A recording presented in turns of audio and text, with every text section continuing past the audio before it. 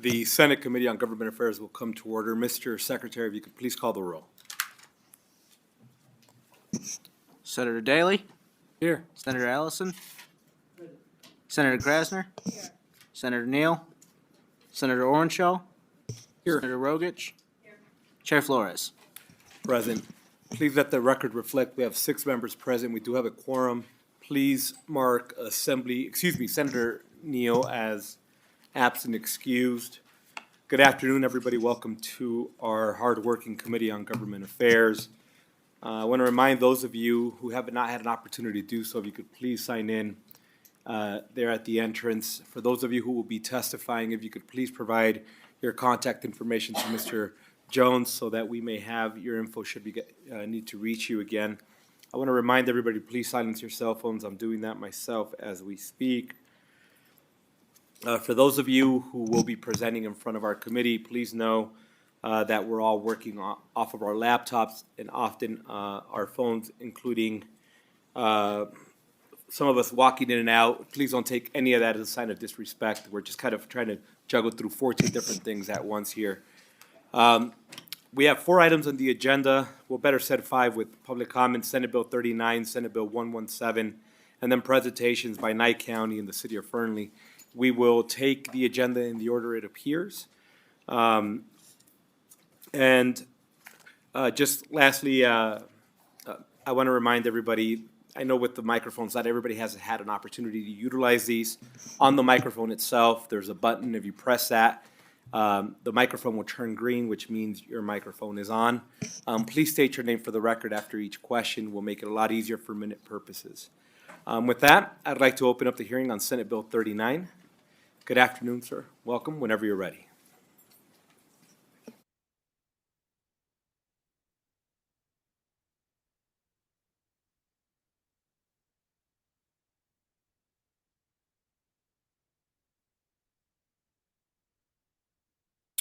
Good afternoon, Chair, committee members. My name is Brett Compston, and I am the Administrator for the Nevada Division of Emergency Management.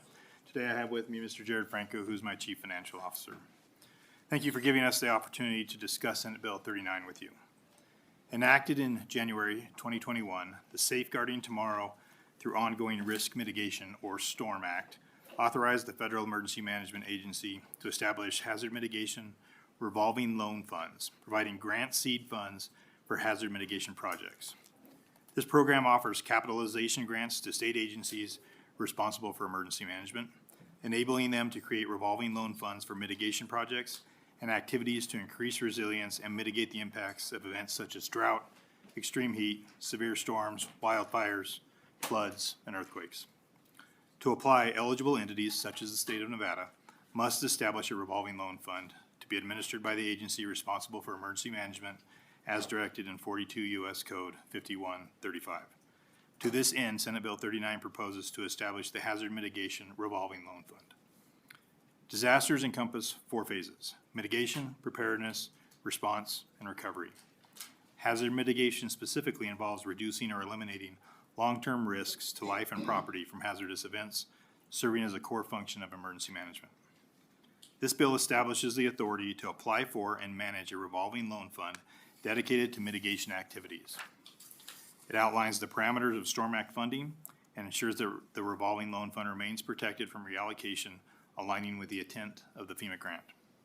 Loan recipients must have an approved hazard mitigation plan. These low-interest loans will enable all Nevada jurisdictions, local and tribal, to decrease vulnerability to natural disasters, enhance community resilience, and alleviate disaster-related hardships. The Safeguarding Tomorrow Revolving Loan Fund offers more flexible requirements compared to traditional FEMA grant programs, simplifying the process for partners to undertake mitigation projects and to bolster resilience. Furthermore, these low-interest loans can be utilized as non-federal matches for other significant mitigation grant projects, which typically require a 25% cost share. We're happy to answer any questions you may have. And thank you for the presentation. We'll start off with Senator Ellison, please. Thank you. Good to see you guys again. Hey, I got a couple questions. Is there a cap on the funding? We're looking at section 5, 1, and 2. Is there a cap on that money that a county or an agency can fund by? Because, you know, that's not a, endless account. That's the first question I got, if you could answer that one. Brett Thompson for the record. So the cap will be established as the loan fund becomes established. Obviously, it'll be tied to whatever grant funds FEMA provides. So historically, we're going into the fourth year of the program. And for this last year, they're providing $150 million across all states and entities that apply for the loan. Obviously, Nevada would get some prorated portion of that if we were eligible to apply, which we are not yet because we do not have the loan fund. So it really depends on what FEMA provides and then what we apply for in our first year to establish our very first, I guess, limitation, if that makes sense. Thank you. That answers a lot of the questions. The other tribal, you know, tribal usually is covered by federal grants directly to the tribe, other than the roads and infrastructure going to them might be covered under this. Is that correct? This revolving loan fund would provide the opportunity for the state of Nevada to decide which applicants can, to utilize the loan. And it is not limited to just tribes or local. The tribes typically, in all cases, have the option to go direct through the state or to go direct to the federal government. That is a benefit of tribal nations. So really, it will be an option for them to use if they so choose to. Thank you very much, and thank you, Mr. Chairman. Thank you. Next, we have Senator Rogan. Is that right? Did you have a question? No? Senator Daly, please. Thank you, Mr. Chair, and I'm not used to these microphones yet. I hope you guys can hear me okay. So I think you answered a couple of the questions. So the federal government, through this program, has made $150 million available to all of the states. Is that annually, or how long is that 150? So Brett Thompson for the record. So I can't speak to the first 3 years of the program. Last year was $150 million that is made available. I can't speak to what they will make available in the future. Obviously, with a laundry list of discussions going on in emergency management at the national level, that's variable. So there's 150. Has FEMA allocated any of that to the states yet? And Not yet for this period. Brett Thompson for the record. we would be eligible for a proportional amount, or they could give more to some states, less to others?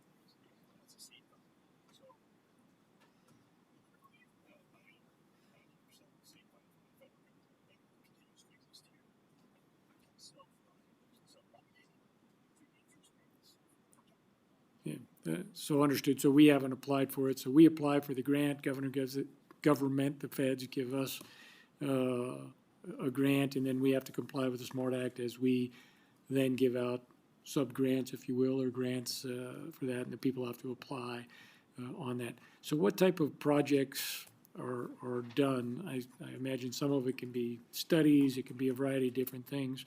What type of projects are you anticipating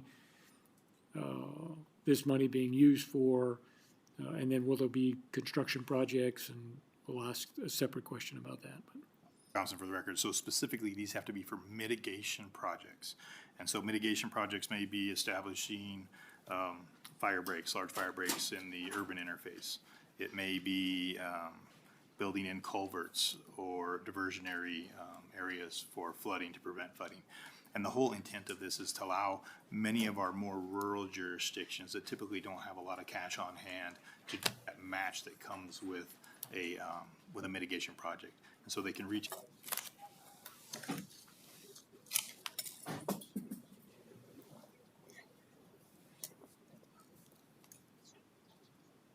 Really, in emergency management in the state of Nevada, and I just testified to this morning in the Assembly. And I apologize for interrupting you, but I am getting word that we're having a little bit of a hard time just getting your voice recorded. In fact, I have you speak directly into the mic. Okay, does that help? Yes, sir. And if you don't mind speaking a little bit louder, I appreciate that. in the state of Nevada within the emergency management and the future of emergency management, we have to have an intense focus on mitigation and resilience. How do we establish a program or a culture of resilience within the state of Nevada that mitigates the damage? We will not be able to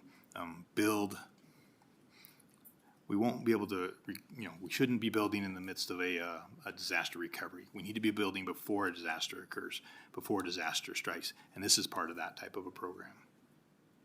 Understood, and I think you answered part of my other question, if it's okay, Mr. Chair. And I hope you can hear me, because sometimes I'm told to speak too softly as well, but, so my understanding, can't be over a 1% interest rate, because I went and looked up as much as I could in the SMART Act and stuff. They can do a 20 or a 30-year payback period or whatever.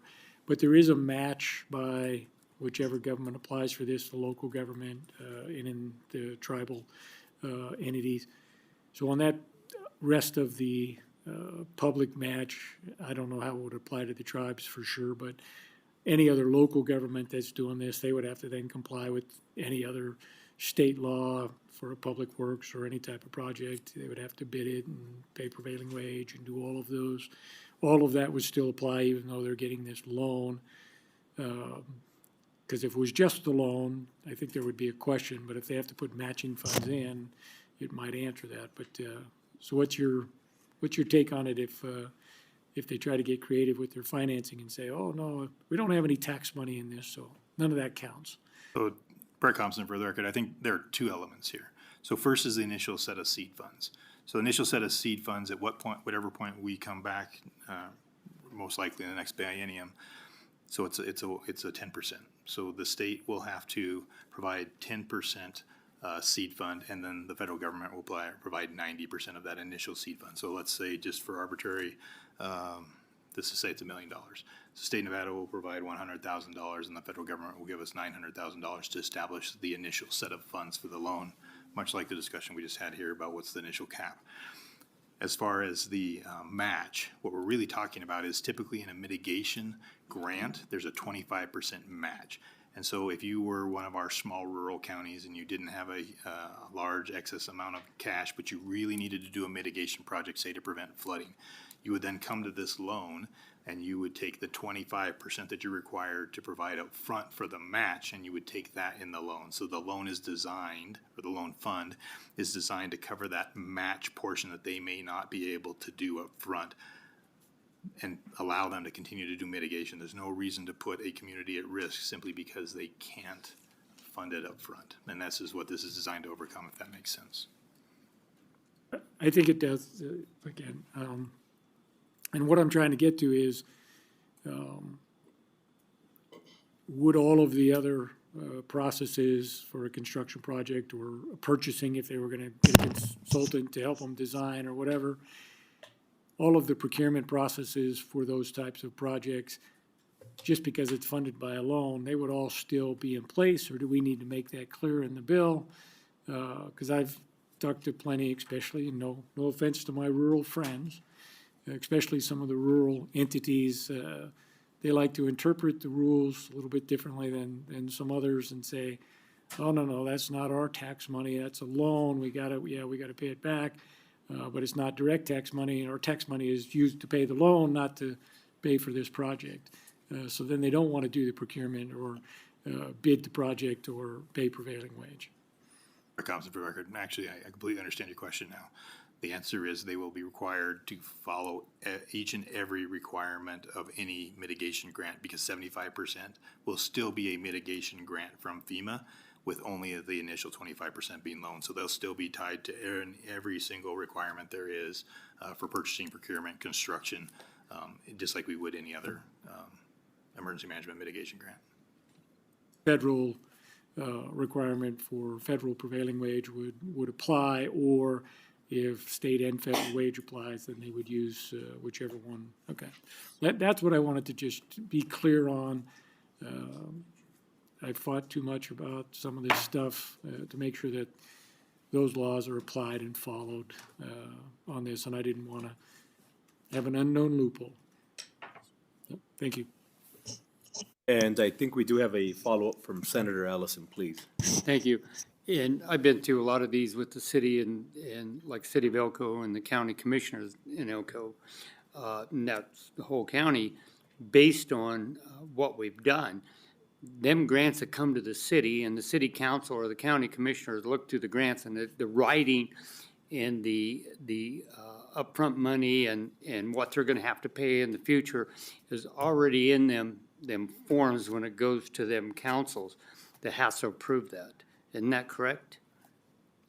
That'd be correct. So as a local jurisdiction or any sub-jurisdiction that applies for the grant, obviously the applicant would need to make sure that they're in compliance and they have the methodology in which they're going to pay for that, whether it's going to be an application through this loan fund or whether it's self-provided, that has to be part of the grant application.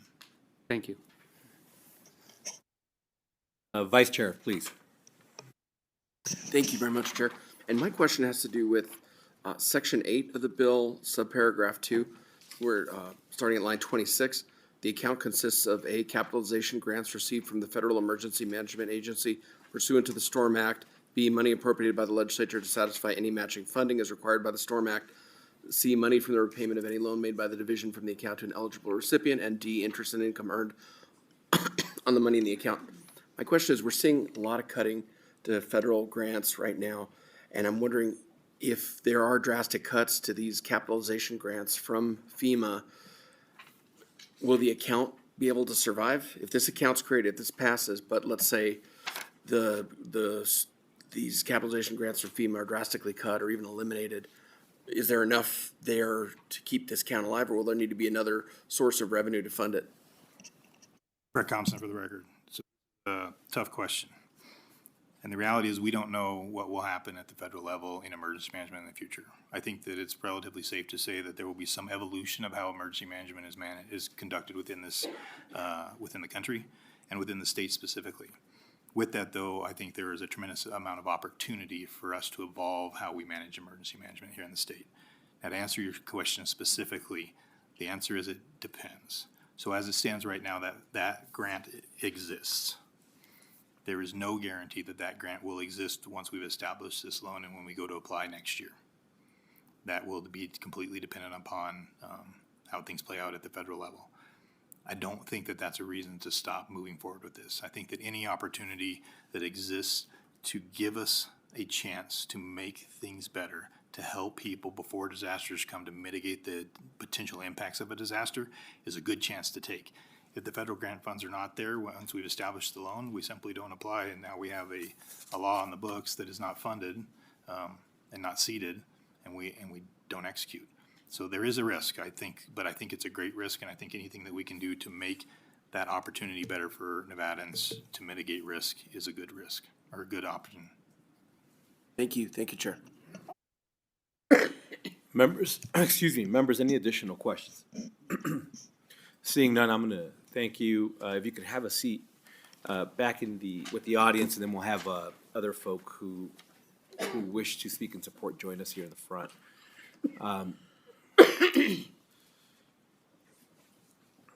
At this time, I'd like to invite those wishing to testify in support of Senate Bill 39. If you could please step forward, both in Las Vegas and Carson City. We'll start in Carson City, and then we'll move to Las Vegas. Whenever you're ready. Welcome. Good afternoon, committee. My name is Taylor Allison, Taylorallison. I'm the Lyon County Emergency Management and Government Affairs Director. We come in support as mitigation is the opportunity for us to buy down the risk of potential impacts of disasters. This would allow financing to local communities for those mitigation projects. Lyon County just recently went through the process to get our FEMA-approved multi-jurisdictional hazard mitigation plan, which includes projects such as wildfire fuels reduction, as Chief Compton mentioned, flood mitigation, stormwater drainage improvements, as well as a number of other projects. Financing is not always easy for local governments. We find that the eligibility criteria for direct applications to federal grants is designed more for coastal communities, and this allows our communities to access funding specific to Nevada projects. Thank you very much. Thank you. Please, whoever wishes to go next. Thank you, Chair Flores, Vice Chair Orenthal, and members of the Senate Government Affairs Committee. My name is Wesley Harper, and I am the Director of Government Affairs for the City of North Las Vegas. The city is in support of SB 39, and we appreciate the work of the sponsors to bring this bill forward. SB 39 would allow the city, if necessary, to apply for a hazard mitigation project loan from the Nevada Mitigation Revolving Loan Account pursuant to the Storm Act, thus giving the city access to additional resources to serve our residents. Again, thank you, Chair and Committee, for allowing our statement of support. Thank you for joining us. Please. Good afternoon, Chair Flores, members of the committee. Chauncey Chowdong on behalf of the Southern Nevada Water Authority. We are in support of Senate Bill 39, as we feel it would be beneficial for some of our smaller and more rural water systems that face natural disasters, and we thank the sponsors of this bill for bringing it forward. Thank you. Thank you for joining us. Please. Thank you, Chair and members of the committee. For the record, Kelly Crompton, representing the city of Las Vegas. I'd just like to echo my colleagues' comments. We are supportive of the bill. Thank you. Thank you. Do we have anybody in Las Vegas wishing to testify in support? And for anybody in Las Vegas, please know that on my end, I cannot see if you're there, so feel free to unmute yourself. Hearing nobody in Las Vegas, BPS, do we have anybody wishing to testify in support of Senate Bill 39 on the phone? If you would like to testify in support of SB 39, please press *9 now to take your place in the queue. Again, if you would like to testify in support of SB 39, please press *9 now.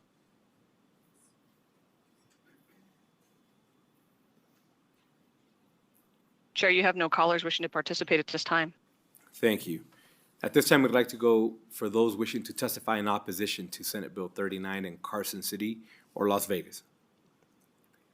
Seeing nobody in Carson City, again, Las Vegas, I can't see if anybody is there. Feel free to unmute yourself. Seeing no one in Las Vegas, BPS, anybody wishing to testify in opposition of Senate Bill 39 over the phone? If you would like to testify in opposition of SB 39, please press *9 now to take your place in the queue.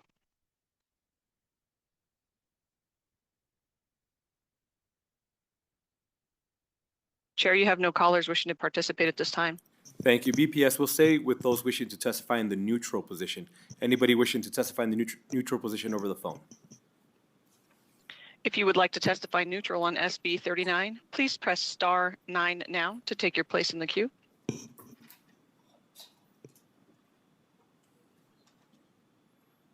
Chair, you have no callers wishing to participate at this time. Thank you. And again, anybody wishing to testify in the neutral position in Carson City or Las Vegas? Seeing none and hearing none in Las Vegas, at this time I'd like to invite our presenters back, should you have any closing remarks. It's up to you. I got the famous "we're good." We don't want to say anything that will open up the door for any other problems. Thank you for your presentation and your time. At this time, I'd like to go ahead and close out the hearing on Senate Bill 39. Next on the agenda, and we have two amazing human beings joining us. We have our former colleague, Senator Spearman, and we also have Senator Cruz Crawford here in the room. Welcome. At this time, I'd like to close out the hearing on Senate Bill 39 and open up the hearing on Senate Bill 117. Whenever you're ready. Thank you so much, Chair Flores and committee. I am very excited to present Senate Bill 117. Today I have my intern. Actually, she's the Majority Leader's intern. Her name is Madeline Krieger. She was a former Nevada Youth Legislature, and now she attends UNLV, the best institution in the state of Nevada. And she'll be doing the presentation. But before we get started, as a school principal, I like to make sure that everyone understands directly what the ask is. I will say the overarching, and then Madeline, it might sound redundant, we'll go over that again in more detail, and then our closing remarks will be given by Senator Spearman, who was really the catalyst of this bill. This bill is, I was told never to say this, a pretty simple bill that takes already federally created don't ask, don't tell material that connects veterans that were less than honorably discharged to change to honorable or other statuses. And taking that information and posting it in all of our veteran resource centers in the state of Nevada. This is already created material. It's very simple material. There's a conceptual amendment that it did say in the original bill, develop the material. The material already exists. You have the material up there, hopefully, and it just posting those in those centers. There's approximately 20 centers in the state of Nevada. Some people might ask, well, this is already federal. Why would you need this at the state level? Well, I can let you know as the equal opportunity officer in the Air Force Guard here is that many times when people are separated, they are fearful to share concerns. And later on, they need to seek proper discharge status. And so this is just one more way, inexpensive, $0 fiscal note way to really support our veterans to make sure they have their discharge status, which is attached to their benefits. So I am going to turn this over now to Ms. Madeline Krieger to present the bill. Good afternoon, everyone. For the record, I am Madeline Krieger. Thank you for your time and consideration of Senate Bill 117. Veterans, including those who are lesbian, gay, bisexual, or transgender, and their families, have made significant sacrifices in service of our nation. They deserve our utmost respect, support, and gratitude. These brave individuals have faced unique challenges both during and after their military service, often confronting discrimination and barriers to accessing the benefits they've earned. The extent of these benefits is largely impacted by a veteran's narrative of discharge. The chart displayed on screen and included in the presentation handouts is a copy of the information available on the U.S. Department of Defense website. Veterans who have not been discharged under honorable circumstances, even without cases of bad conduct, have limited benefits often provided on a case-by-case basis. For this reason, LGBTQ+ veterans discharged as a result of Don't Ask, Don't Tell continue to be impacted. By recognizing and addressing the specific needs of these veterans and their families, we not only honor their service, but also strengthen the fabric of our military community. Senate Bill 117 seeks to further address the needs of Nevada's veterans and military members, particularly those who are lesbian, gay, bisexual, or transgender, and their families. The director of Nevada's Department of Veterans Services has already called to offer outreach and assistance tailored to this community.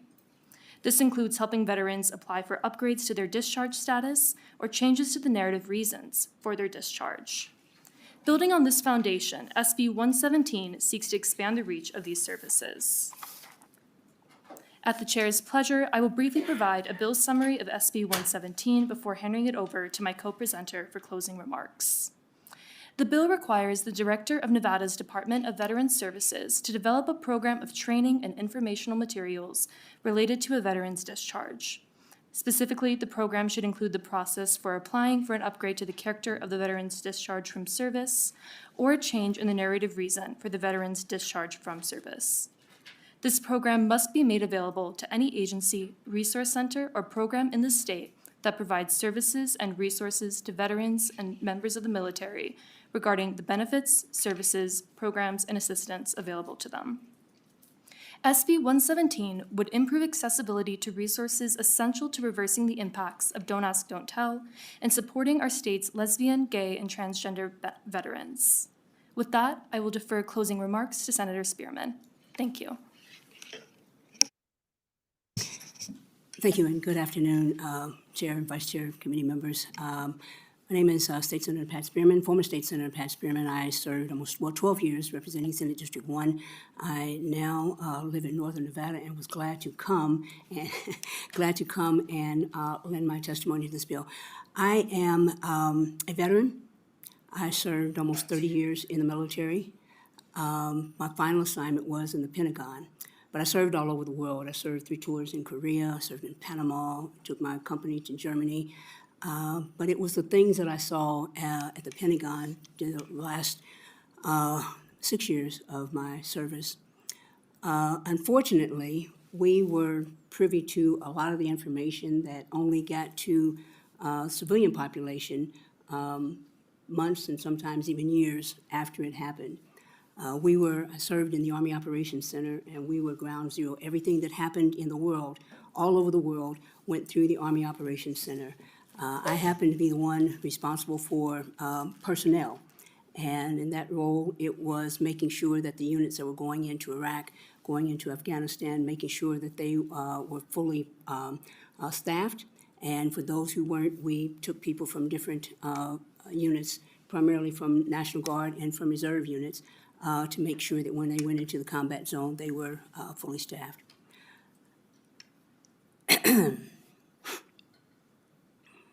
Sorry.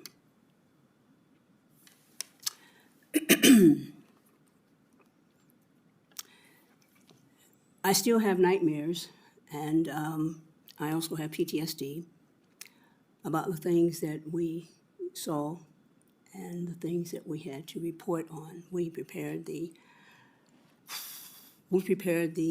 briefing for the Army Chief of Staff, who then took it to the Joint Chiefs and then took it further up, and the information that we provided eventually made its way into the President's daily brief. And I mention that so you understand just how detailed our reporting was. My team was on duty when Tammy Duckworth was shot down. And there were 7 people that were on their way home. They'd been in Iraq for a year. And they were on their way home after their tour. The one thing that sticks with me most of all is the experience that I had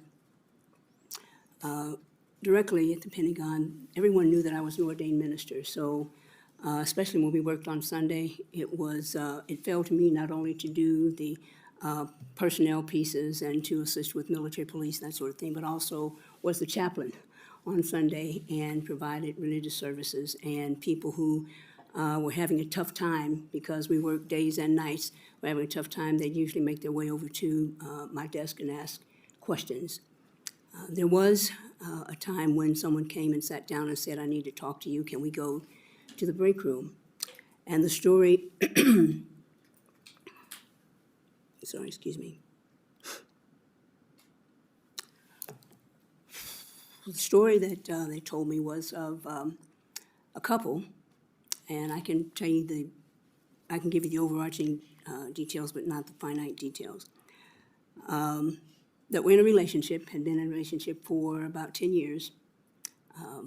Both were in reserve units, and one of the persons in the relationship went to combat in Iraq, and the other one didn't.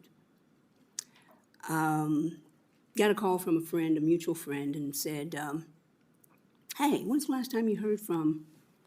And I said, "It's been a couple of days.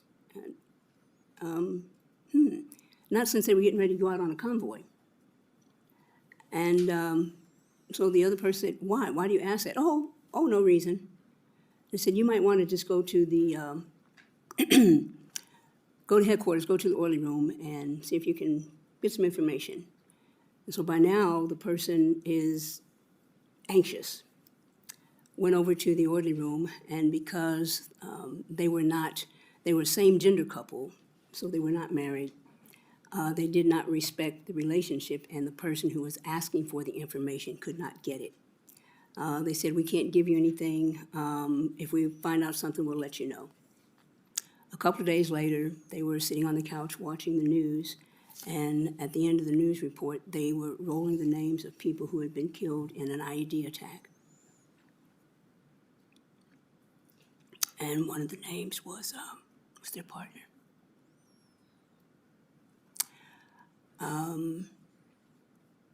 The parents of the deceased soldier immediately swooped down on their house and took everything.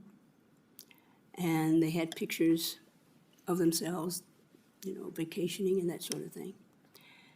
And the parents said, if you come anywhere close to the funeral, we will out you.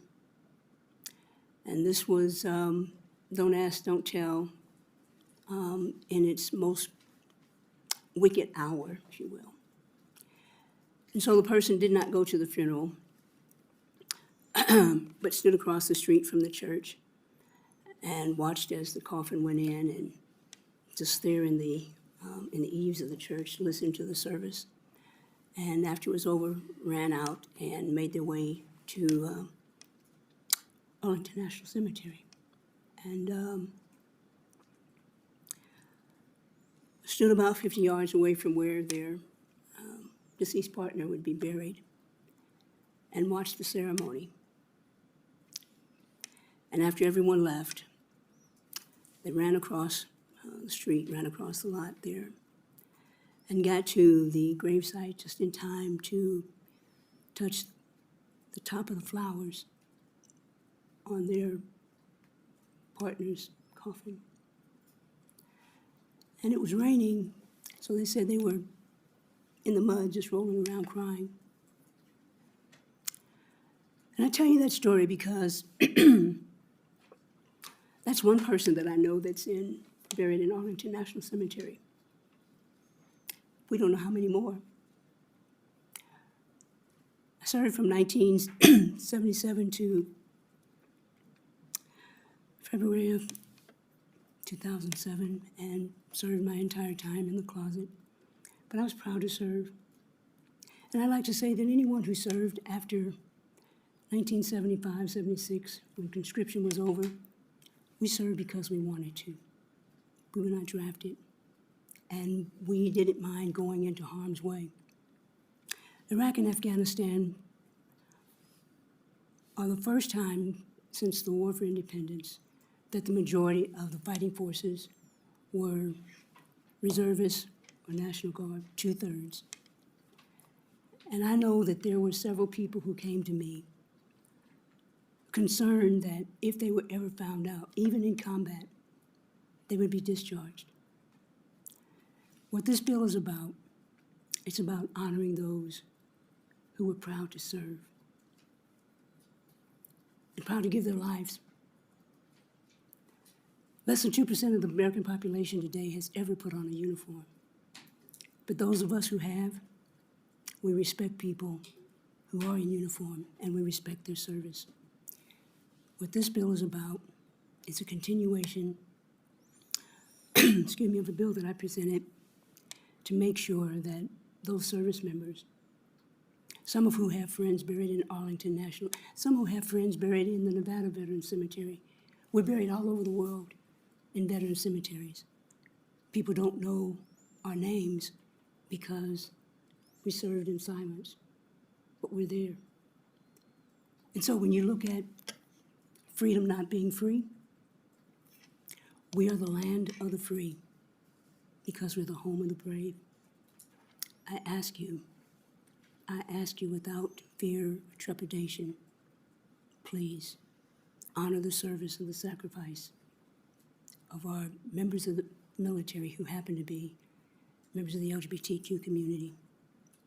Look favorably on this bill and pass it. Thank you. Thank you so much, Chair. We're going to waive our rights to closing arguments. Again, this bill aims to take already federally provided materials for Ask, Don't Tell, and posting them in veteran centers and those people working in veteran centers in the state of Nevada, reading and briefing those materials so that we can support our community. Thank you. And thank you for the presentation, and thank you, Senator Spearman, for sharing what obviously is difficult to get on the mic and do, but it's important. I'm grateful for all the folk who have served our country.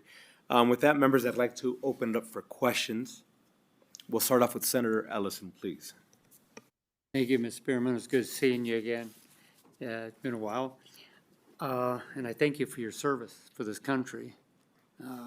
Great sacrifices, and my family started from the very beginning of this country all the way to today. So, but I do have a question in when I read the bill, I didn't know that a state can change statuses on discharges. I didn't know you could do that.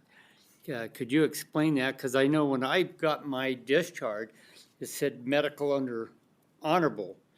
But when I got the certificate, it just said honorable. And that was as far as it could go. So I didn't know you could do that. So could you answer that, please? Yes, thank you, through the Chair Flores to Senator Ellison. This is not the state changing the status. This is And Senator, if I could just have you state your name for the record, please. Senator Shelley Cruz Crawford. This is a connection to federal resources. So state VA centers and VA centers within the state would post the federal resources to connect them to changing their status. So we're not changing, we're giving them the avenue through federal. If I can just add to that, between 2014 and 2017, I was the chair. And again, if I could just have you I'm state sorry. your name for the record. Pat Spearman, former state senator. NCSL's Veterans and Family and Military Subcommittee. And this is one of the things that we heard a lot of, because if you get less than an honorable discharge, it's just like a felony. And depending upon how homophobic your chain of command was, you may have gotten less than honorable, you might have gotten dishonorable, you might have gotten general with less than honorable, all of those things. But it was only because, and for some people, it wasn't even proven that they were members of the LGBTQ community. It was just someone made the assertion. And so one of the things that we worked on for a year was how do we make sure that those who were discharged but served honorably for other reasons were just discharged because of that. And that passed NCSL, with flying colors. And so there are several states around the country that are doing it, and there are attorneys who are very familiar with the process, who have donated their time to make sure that anyone that is referred to them has an opportunity to get that status upgraded. Follow-up, please. I thank you for that. But what is the process once you get this bill? Then where do they go from there? Where do they go? How do they do that? Do they take it to Army Command or Marine Corps Command? How do they do that, or what do they do? And just curiosity is. Senator Ellison through Chair Senator Flores, this is Shelley Cruz And Crawford. Senator, please do go direct. Perfect. So that's what the whole flyer is. It shows them the email, the website to go to get those. So that's the how is the posting of that. It's the resource page on how to connect to federal resources. Members, any additional questions? Senator Rogich, please.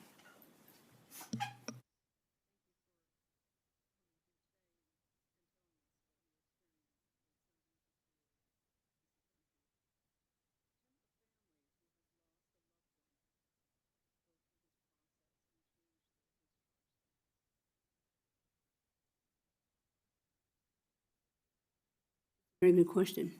I'm not sure, but I believe that there was an executive order about 10 years ago, maybe 12 years ago, that allowed for that process, and maybe that's something Senator Cruz Crawford will look into. We'll get back to you. Members, any additional questions? Senator Krasner, please. Hi, thank you so much for your presentation. I have a question about this Veterans Affairs Summary of Benefits based on character of discharge. The one that's in our handout, and there it is. I'm just looking at it over on the far left column, and it says, it talks about what things are taken away from the veteran if they're I guess adjudicated with bad conduct, special court-martial, or bad conduct general court-martial. Do you know what things are taken away from them, because it's not on this chart, if they get the non-judicial punishment? Is it the same? Is it different? Do you know? Thank you. Thank you, Senator Krasner, Senator Pat Spearman, former Senator Pat Spearman. So the non-judicial punishment is in Article 15. And there are two various ways. You've got a company level, which is the lowest level of an Article 15, and then you have brigade or general officer, Article 15. That basically is an administrative slap on the hand or punishment. I don't want to minimize it, but that's what it is. And so that is much different than the discharge. The Article 15 could eventually lead to a discharge. Could additionally, and let me just say this. I know someone who served in Iraq and is eligible for benefits under the PACT Act, but can't get it because they were dishonorably discharged for being gay.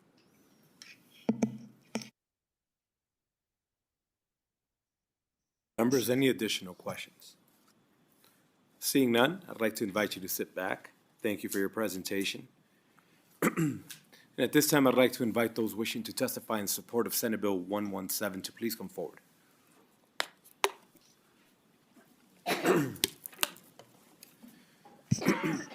We have several folk here in Carson City, and I also see some folk joining us in Las Vegas.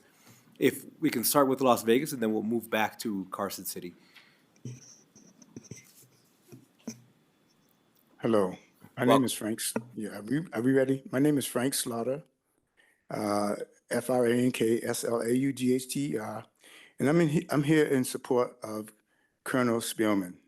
Colonel Spielman has been an outstanding person as far as veterans are concerned in our country, and she comes here for all veterans. My background came from, my father was killed in the service when I was a kid.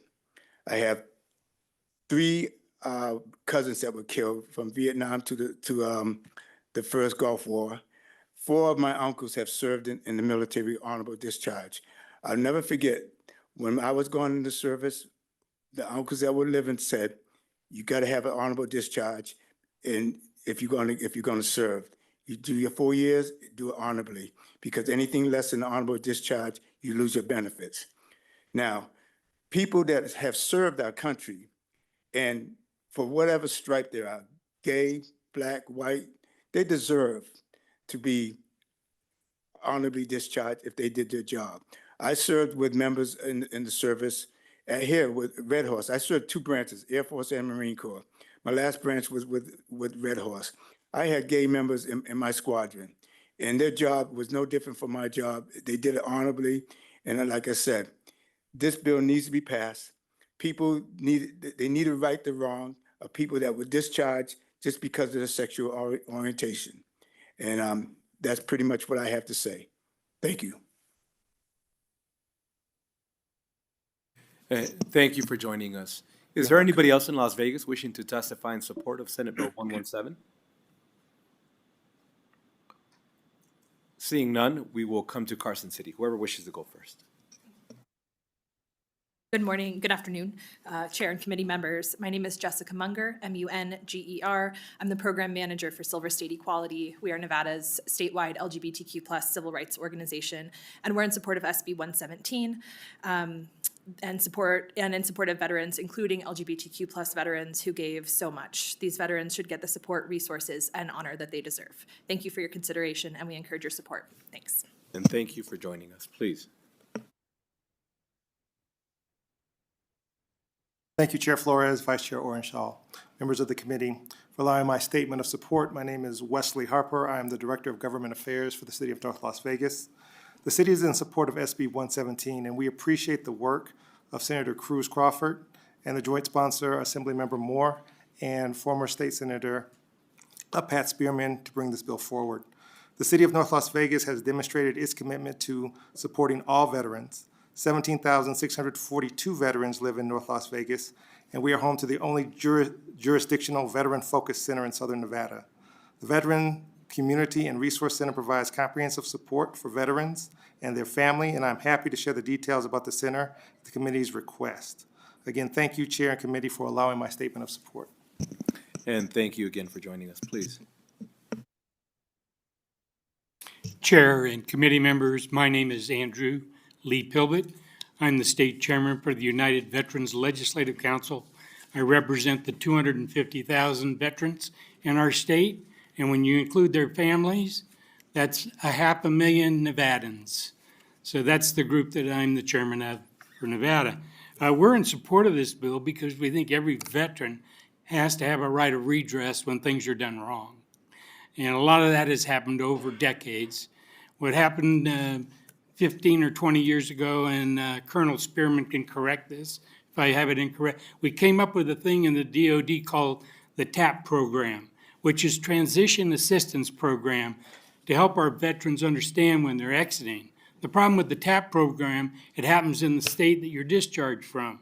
So if you get discharged in South Carolina, you come home, half of what they're telling you there doesn't reach the veteran. And that includes things like you have redress. You can apply to upgrade your discharge. And a lot of our younger veterans, there's so much thrown at them, they don't hear what they've just been told. And it's not fair. So several years ago, the state of Nevada, through statute, created the TAP program in the state of Nevada. So now a lot of our veterans are now getting that knowledge they didn't get when they got discharged in another state. And those that were wrongly discharged have a right of redress. And we fully support this bill for that. And we thank the senator and Senator Spearman, who I've spent years with. Senator, thank you. And thank you. It's great seeing you again, sir. And thank you for your service as always. Is there anybody else wishing to testify in support of Senate Bill 117? Seeing none in Carson City or Las Vegas, BPS, do we have anybody wishing to join us over the phone? Testify in support of SB 117, please press star 9 to take your place in the queue. Again, if you wish to testify in support of SB 117, please press star 9.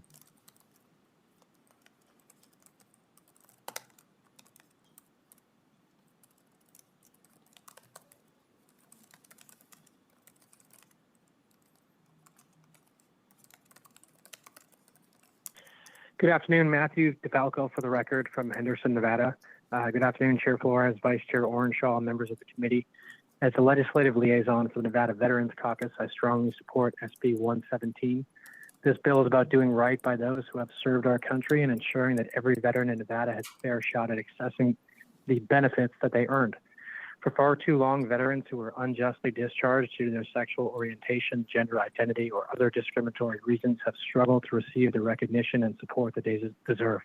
While existing law already mandates outreach and assistance for these veterans, SB 117 takes this a step further, ensuring that veteran service providers across the state have the training and resources needed to help navigate the often complicated process of discharge upgrades and corrections. This isn't just a policy change, it's a matter of honor, fairness, and keeping our promise to those who have served. No veteran should be left behind because of outdated policies or a lack of awareness about the help that is available to them.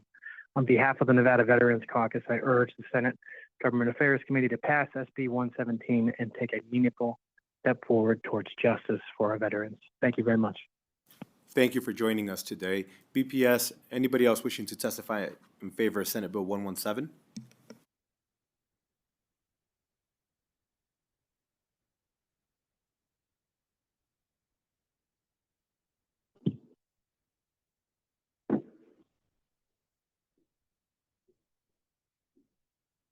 Caller, you may begin. Good afternoon, Chairman Flores and Vice Chair Orenshaw. My name is Levi Schultz. I'm the chairman of the Nevada Veterans Caucus. I rise in support of SB 117 because I have a personal near miss with Don't Ask, Don't Tell. I'm an LGBTQ United States Navy veteran that has served 4 tours to the Persian Gulf during Iraqi freedom through Operation Inherent Resolve. When I was a young sailor, my iPad was discovered with my journal on it, and the sailor that discovered that iPad read it to their entire work center. That information quickly got to the commander of the squadron, and I was summoned to the commander's office. That was the most vulnerable moment of my life. I was at the mercy of the commander, and my commander's choice was to retain me. And that was against the policy of don't ask, don't tell at the time. This would have thwarted my near decade of service and sent me back home. I support SB 117 because it makes up for the wrongs of ending careers based on sexual orientation. This bill will provide much needed additional resources for those who volunteered to go into harm's way and wear the cloth of this nation. Some would argue that transitional resources at the federal level may provide this information already, but that is not so. For those who are forward deployed like I was when I separated from the military, we didn't have that training. I was on board the USS Theodore Roosevelt, and I was departing during a deployment, a combat deployment. So those resources are not always available. It's very important for us to be able to give these veterans the right of redress for a wrong that separated so many soldiers, sailors, airmen, and Marines who were just there to do their jobs and serve their country. Once again, I support SB 117. Thank you. And thank you for joining us over the phone, sir. We'll go to the next caller wishing to testify in support of Senate Bill 117.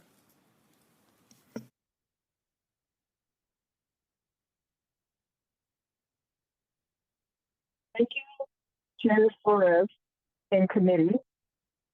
For the record, I am Evelyn Pacheco, EVELYN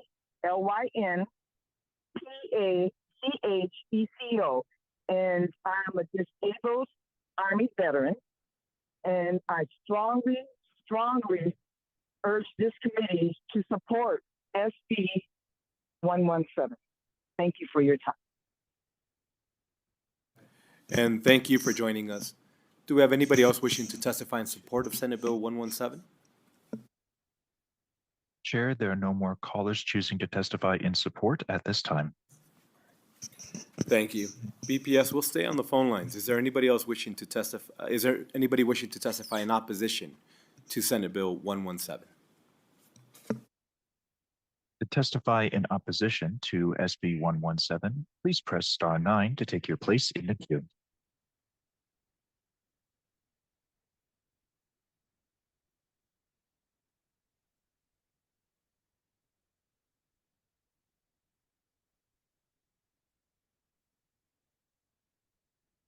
CYRUS HOJJATY. Hopefully you guys can hear me. Thank you so much, Senator Edgar Flores.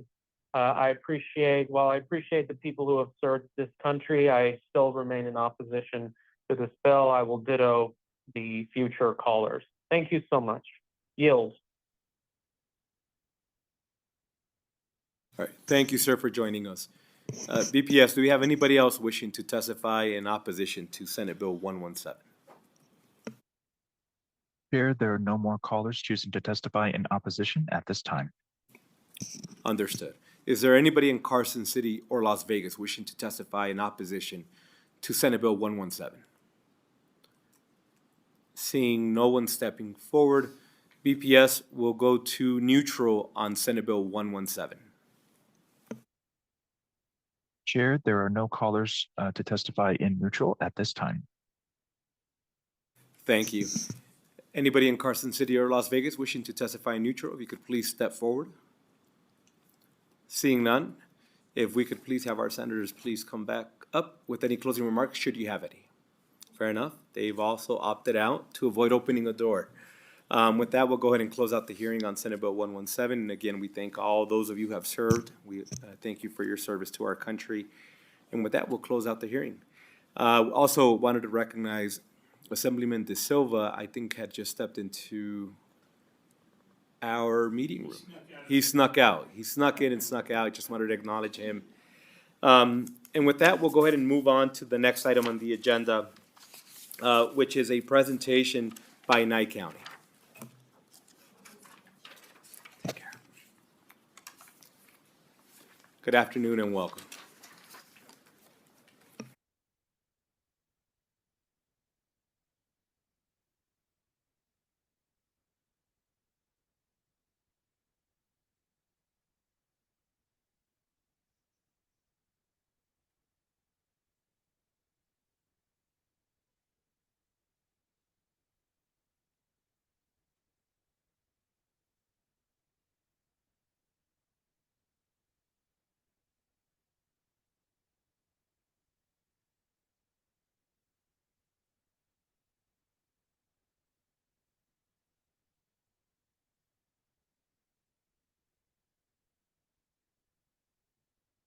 And please, whenever you're ready.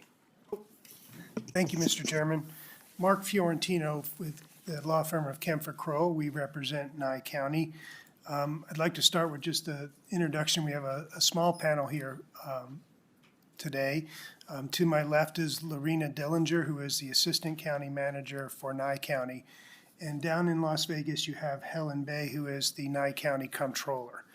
So with your permission, Mr. Chairman and Senators, we would have Helen start with just a very high-level overview of the upcoming budget, and then we're going to stand ready to answer any questions that you have. Does that work for you? Sure, however you want to go through with it, works for us. Okay.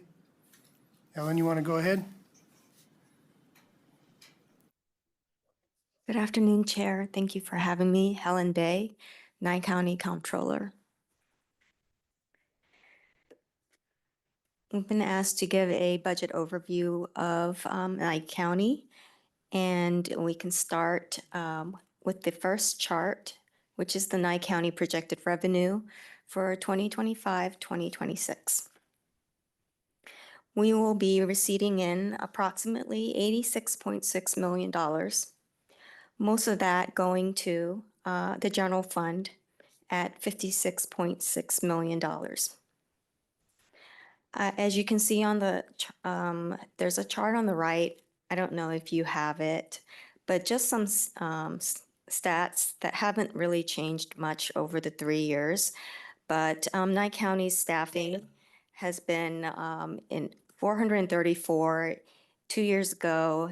Currently, we are at 429 FTEs, most of them being in public safety and general government.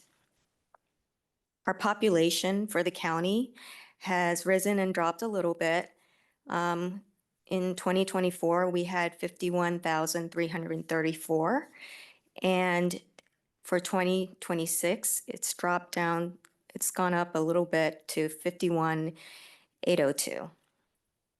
Our assessed valuation for ad valorem taxes have risen slightly, and our net proceeds of mines have also risen slightly. However, it's a marked decrease from previous years that I'll go over next in the next chart.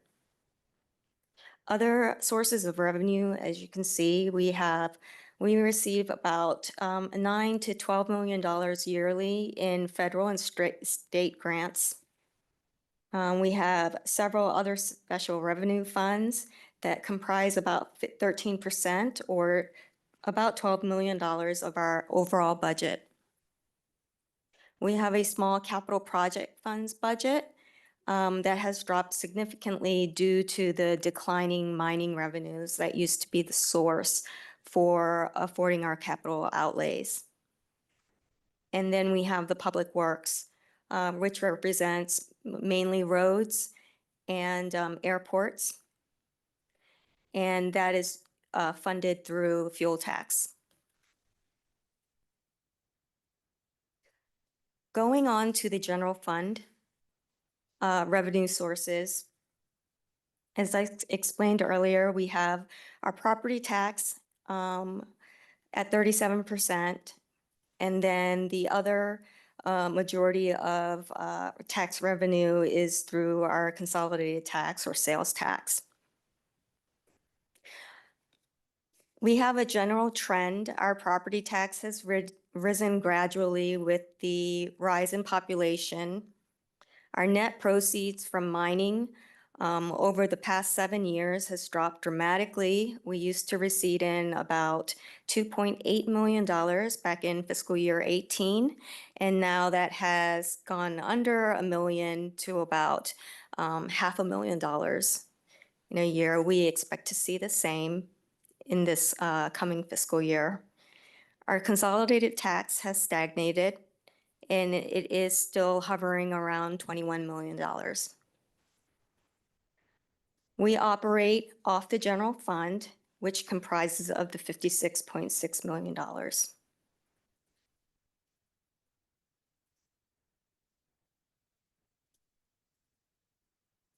Our next chart is our last chart. It's our general fund expenditures. Of the $56.6 million, this is traditionally how we spend our monies. Most of it goes to salaries and benefits. And then we have our service and supplies at 22%. The other you see here is broken out by contingencies. And then we have large operating transfers out to service our debt. We have three line items for debt. We have the jail bond, and we have the shelter bond for the animal shelter that was built. And then we have the Siemens energy saving contract that we also issued a bond for. So you'll see those there in the gray box.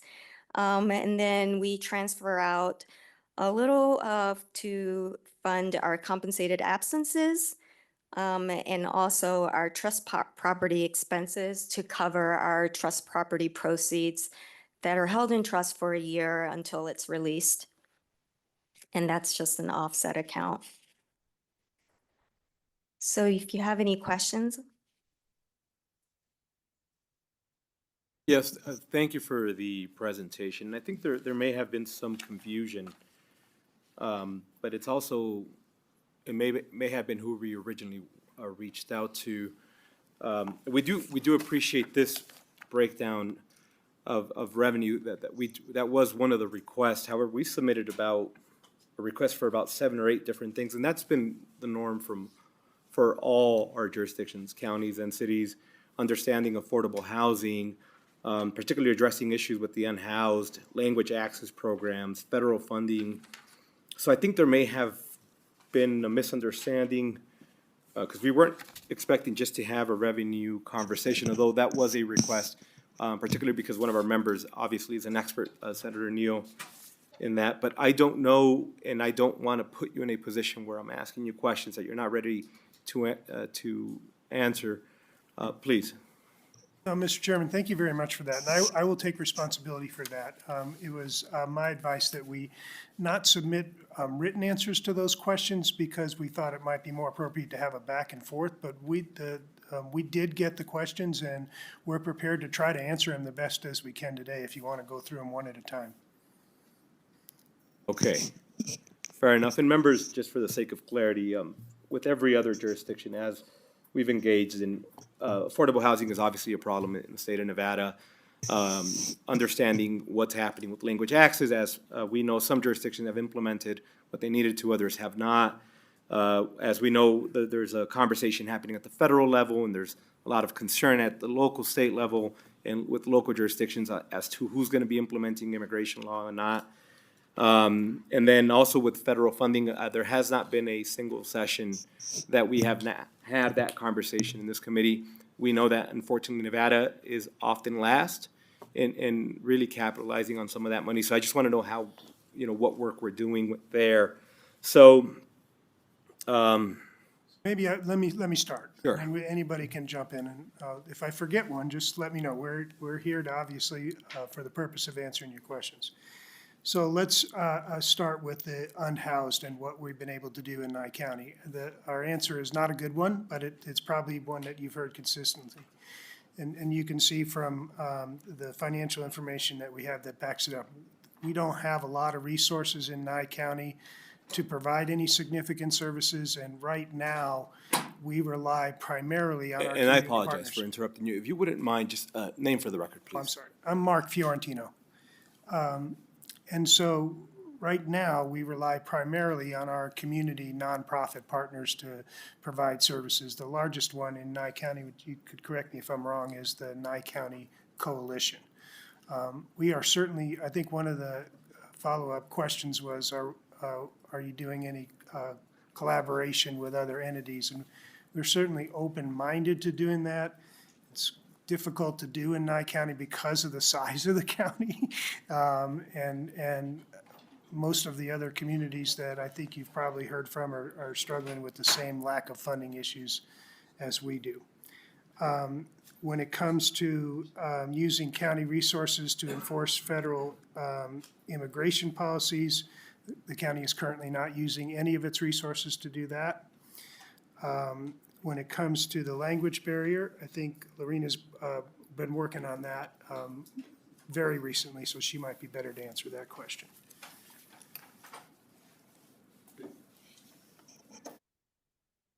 Thank you, Mr. Chair, members of the committee. Lorena Dellinger, Lorinadelllinger. We are in the very beginning stage of implementing a language access program, and I am working with the Governor's Office for New Americans to get that started. We actually have a meeting this Wednesday.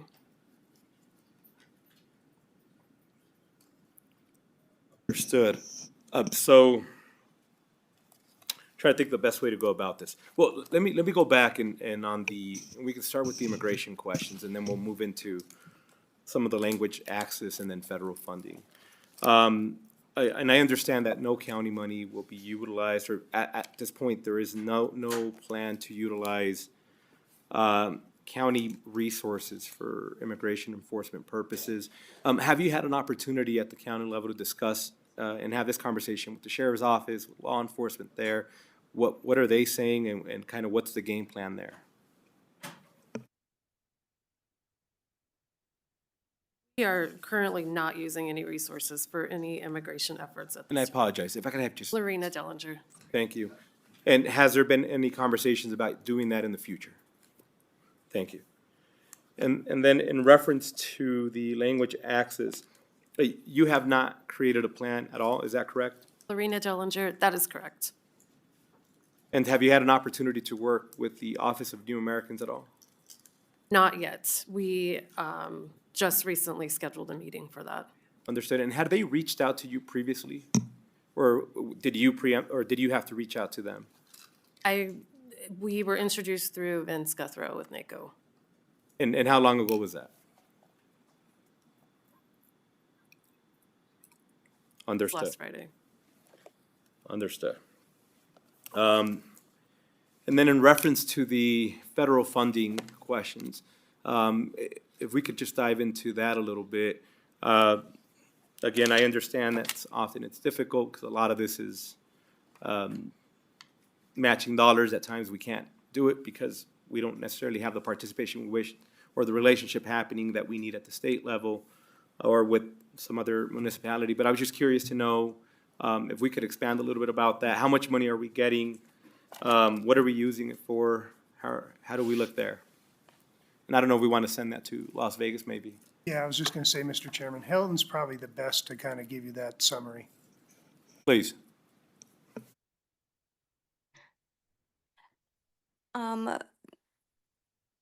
The one that comes to mind as far as participating with federal agencies, if you are referring to we used to have until this past November, a detention services contract with DHS ICE. And that used to bring in annually, was a fee for service with DHS ICE to provide bedding and lodging for inmates. And that used to bring in about $2.3 million every year. That was ongoing for 5 years, from 2019 to, like I said, just this past November. We had some challenges with providing adequate medical care for to honor this contract. And, but we no longer participate in that. And in the county in general, we do have Core Civic and the Southern Detention Center. But as far as involvement in any of the immigration enforcement, that's the only thing that I can really tell you about. Oh, and this is Mark Fiorentino. I think the chairman was looking for a little bit more detail on the portion of the revenues that the 11% or so that come from the state, I'm sorry, from federal grants. Just what kind of grants do you apply for that you're successful getting? which ones have you thought about doing, but maybe are not capable of matching, and why? I think that's what he was looking for. Sure. For a grant activity, our largest grants and the funding that has gone to our partners, such as Naya Communities Coalition, has been from the ARPA grant that just expired this past December. And so after that, we really haven't received large federal grants to assist with the various social grants. We do have various and numerous, actually about 70 grants that are much smaller and focused, and a lot of the unhoused grants and doing rental assistance. And we also in the county have, of course, the state mandated indigent services. And we do have the 50-50 match for medical indigent, and we have indigent defense services, and I think Lorena Dellinger can actually answer more of those questions about the services that we provide. As far as ARPA grant, we are almost depleted in that, and that was for approximately $9 million, I believe. We also have, of course, the opioid settlement grant, and that has accumulated to a little over $1 million. We have that separated out, and we have just started administering a program. We are partnering with NICC to actually oversee and do the community needs assessment and actually administering and creating a program for awarding and actually executing the settlement monies. I think I've covered, yes, so I've mentioned the HHS various grants. Thank you. And we do have a couple more questions. Senator Ellison, please. Chair, thank you, Nye County. I got a couple little questions, and maybe she can answer, or you can help me out.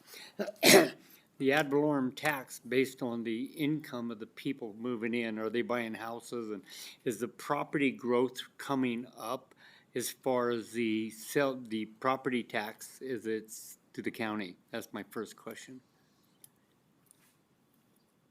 Ellen, did you hear the question? Yes, I think I understand. Is the question whether or not with the population growth, has our ad valorem taxes gone up?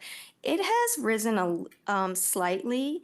Actually, it's interesting. Our population from our projected population from the state that we just received for fiscal year 2026 is 640 less than the current year. Our assessed valuation, however, has gone up slightly. We haven't been seeing a large growth, just slight growths year over year with the actual assessed valuation that doesn't necessarily coincide with the population. So I guess you could say that the population doesn't necessarily lean towards property ownership and tax paying as far as property tax goes. So I hope that answers your question. That's my first one, and the other one is, we've been following the C-tax for quite a while based on different counties. And it looked like from your chart here, it looks like the C-tax has went up a hair. Is that been coming up for the last 4 or 5 years? Can you tell me that? Or has it been dropped and now it's starting to move up? We have a trending from fiscal year 18 on this chart. And ma'am, and I apologize, I hate to be annoying, but if I could just please have you state your name for the record. Yes, Helen Bay, BAE, Nye County Comptroller. We have a consolidated tax chart from fiscal year 18. And yes, over the 7 years, you can see a steady increase. Over the past 3 years, we've seen it kind of stagnating, and it's a little concerning, and it's mostly, I think, to do with, it's not necessarily the population, but the economics of, there's inflation and there's just less activity as far as commerce goes and tax collections. And so the C-tax we just predict that it's going to just level out and be somewhere around the $21-22 million annually. Follow up, sir? Please follow up. What I'm trying to do is I'm trying to back up all the counties in the past to make sure that the formula is doing what it's supposed to do. And I have a colleague that, she's not here right now, but we're looking at them numbers. And the reason we're doing that, to make sure that it's being divided equally the way it's supposed to be. So if you don't mind, I'll be getting with your county, and I'm doing that across the whole state. So we're just trying to make sure that them numbers are correct. And some of the small counties that seems to be really suffering out there. So we don't know if it goes anywhere. We don't know if it's right. We don't know if it's wrong. We don't know. That's why we're just looking into it. But thank you very much. Thank you. We appreciate that and checking and making sure that we are owed and do our share of revenue is always welcomed. And again, I just want to remind everybody, please state your name for the record. It's not for me. It's just for minute purposes. Senator Krasner, please. Oh, I'm sorry. No. I thought she had a question. Just 2 or 3 additional questions. What is the population in Nye County? I think that's The population, Yeah. Helen Bay, BAE, Nye County Comptroller, the population is 51,802. And that is what we got from the state demographer just this last week for our projections. Thank you. And what would you say is and you may not know the answer, but just at the rate that you're seeing the county grow per year, do you know what the percentage of growth is per year approximately? I'm sorry, Helen, let me try that one. Yes. Can we get back with you on that so we make sure we give you some accurate information? Sure. And the only reason I'm asking is I'm curious to know if we're thinking about housing in the future. Obviously, the housing needs of Nye County are incredibly different from Clark County, although anecdotally, I think a lot of us are hearing conversations about folk considering Nye County. Particularly, I think of Pahrump or other areas that I know folk are just starting to really engage in that conversation. So I was just curious to know if you've engaged in that conversation and what that looks like, what we're thinking about the future of as the populations continue to grow. So I don't know if there was any conversations around that. Mr. Chairman, Mark Fiorentino. So first of all, let us get back to you, and I'll work with the county to get you a little bit longer trends than what we've shown here. Because I do think if you look back a few years, you'll see a growth spurt and then tailing it off. But we want to get you an accurate answer. And I can say with fair confidence on the second part of that question, and that not a single Nye County Board of County Commissioner meeting goes by without them struggling with how to deal with growth issues and housing issues. I think they talk about it every single time they get together, honestly. Would you disagree with that? Is it fair to say that there is hesitation in wanting to grow? Mark Fiorentino, for the record, there are challenges. There are challenges as in Nye County as there is in every other community. And then in Nye County, there are some that might be unique related to water resources and stuff like that. So yes, there is hesitation based on the challenges that they have to be able to support services that people need. And the only other request, and again, I'm not going to put you on the hot seat for this, when you provide that data, if you could also provide a demographic breakdown, age, just so I have a better understanding of, obviously I understand every county has different challenges, so that would be very helpful as well, and we'll provide it to all the members. Members, any questions? Vice Chair, please. Thank you very much. And one of the chair's questions, spurred a question for me about language access. Do you know, in terms of your registrar and elections, do you have a language access program or any kind of ability for folks who need language access? Mark Fiorentino for record. Do you have anything more than? No. Yeah. So again, to repeat, we know we're kind of behind the timeline the state wanted us to be on. And so just we've worked and are grateful for the help of NACO in putting us in touch with the right resources at the state to start providing some of those services. Thank you, Mr. Fiorentino. Thank you, Mr. Chair. Mr. Chair, I can, again, Mark Fiorentino, very quickly, two things. First of all, thank you for the opportunity to come and answer these questions and provide the information. Second, I wanted to let you know, hopefully, you will get to make some decisions that can help Nye County significantly. Nye County's one bill was heard in the Assembly last week in Assembly Revenue. It relates to their sales and use tax to support police and fire services. So the legislature authorized them to impose a tax in 2007. They did. It's a critical source of revenue to them to support their first responders and their public services. And the original statute had a sunset date and an expiration date. So our bill would be to remove that expiration date so we can continue to rely on that revenue source. So hopefully we'll get an opportunity to tell you more about that a little bit later in the session. All right. Well, with that, we'll go ahead and close out the presentation.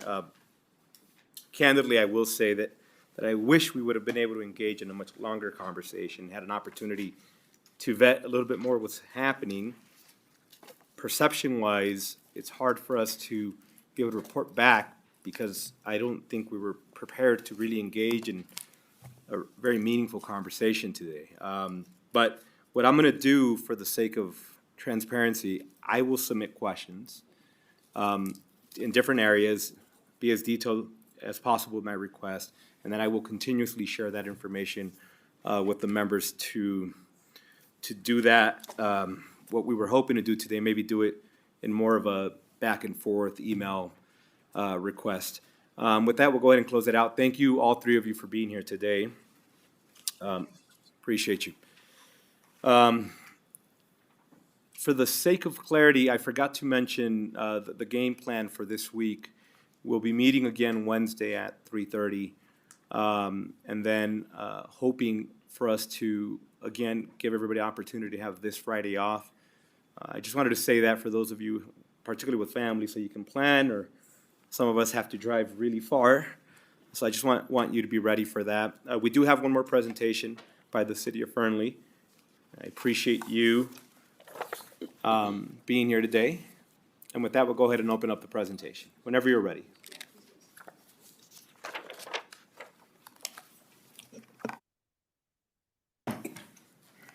Good afternoon, Mr. Chairman and Vice Chair Orenshaw, for the record, and members of the committee. I'm Mindy Elliott with Flynn Judici Government Affairs, today with the City of Fernley. With me today is Mayor Neil McIntyre and Ben Marchant, who is the city manager, and we have a PowerPoint, and I see you have a copy of it there that we'll happy to go through it. And I apologize, I have a meeting with Assemblywoman Anderson at 5 o'clock, and so my heartfelt apologies, but you are in good hands with these two gentlemen, and Councilman Torres is also in the audience if there's any questions. Thank you so much. And thank you. And by the way, I really do appreciate the detailed presentation. Thank you for that. Yes. Good afternoon, Chair Flores and the Senate Government Affairs Committee. I'm Neil McIntyre. I'm the mayor of the City of Fernley and have been since December 7th of 2022. A little bit about my background. I've been in Fernley for 65 of my 69 years, and I married my childhood sweetheart, the girl next door, and I mean literally the girl next door. We've been married for 49 years in June. We have 5 children, 25 grandkids, and 8 grandkids, all of whom preside in Fernley, except for a couple grandkids who moved away. So I've been involved in Fernley almost my whole life, all the way from teaching t-ball, all the way up to high school football, wrestling, and track and field. I was also on Lyon County School Board of Trustees for 14 years, which I absolutely loved. And so I will now introduce our city council is up on the board. So we have Ryan Hannon and Felicity Zowersky, who is my mayor pro tem, Stan Lau, Albert Torres, who is in the audience, and our newest council members, Joe Mendoza. These are exciting times in Fernley, and I'm here to tell you more about the Fernley with this presentation that our city manager, Ben Marchant, will now present. Thank you. Good afternoon, Ben Marchant, City Manager of City of Fernley, for the record.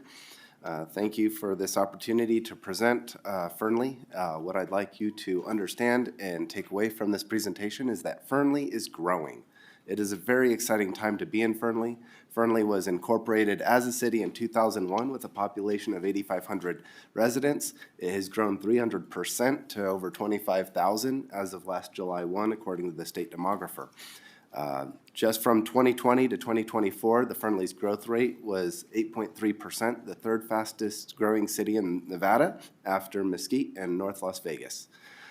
We are projected to grow an additional 20,000 population in the next 15 years, which is a bit alarming, exciting, and hopefully we get it right. And just a little bit about the city's budget. Fernley is unlike any other city in the state in that the city really doesn't have a significant source of C-tax that it relies upon.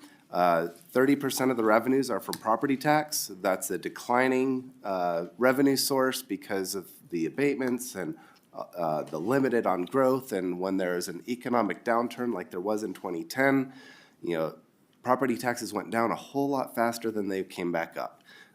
Nevertheless, that's a strong base of our revenue.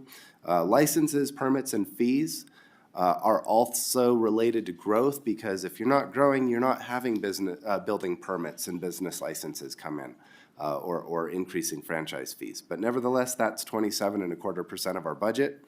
40% of our budget this year is related to the motor fuel tax. This is the amount of projects we have budgeted in our roads funds. This is through the Regional Transportation Commission. The actual tax revenue we get from a 5-cent diesel gas tax in Lyon County is about $500,000 a year, but that will accrue year to year. And if we spend all these funds this year, we'll have to save up a few years before we get back on top of that game. We do get C-tax. It's 1.33% of our budget. This is for parks that was established in 1984 before Fernley was a city. But when it goes out the door, the general fund represents about 50% of those revenues expended.